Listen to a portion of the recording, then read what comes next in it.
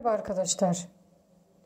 Bitmek bilmeyen kuru öksürüğünüz mü var? Gece uyutmuyor mu sizi? Bu tarif tam size göre.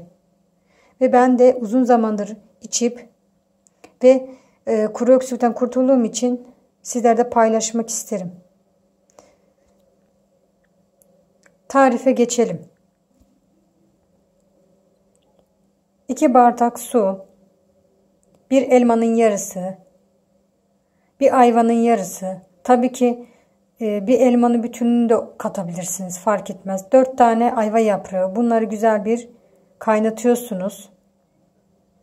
Ve sabah akşam içiyorsunuz. Arkadaşlar, kaynamakta olan suyun içine malzemeleri ekliyoruz. Malzemeleri ekledikten sonra tahta kaşıkla güzel bir karıştırıyoruz. Ben 2 tane ayva yaprağı kattım. Nedeni büyük olmasından dolayı. Yoksa 4 tane katacaktım.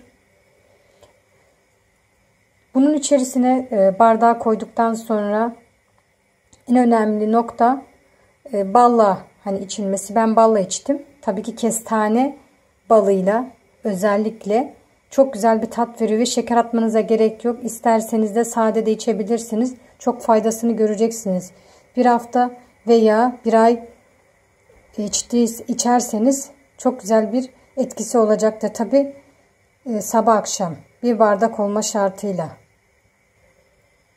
Bu arada ağzı kapalı bir şekilde kısık ateşte hepsini 5-10 dakika kaynatıyoruz. Kapattık ve çayımızın olmasını bekliyoruz.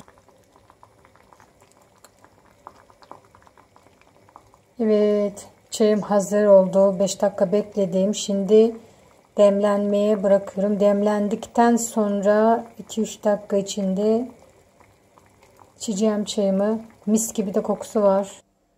Evet arkadaşlar, mis gibi çayım. Tabii ki söylediğim gibi size de tavsiye ediyorum. Öksürüğünüz ve gribe de karşı çok iyi. Beni takip edip beğeni tuşuna basmayı unutmayınız. Görüşmek üzere.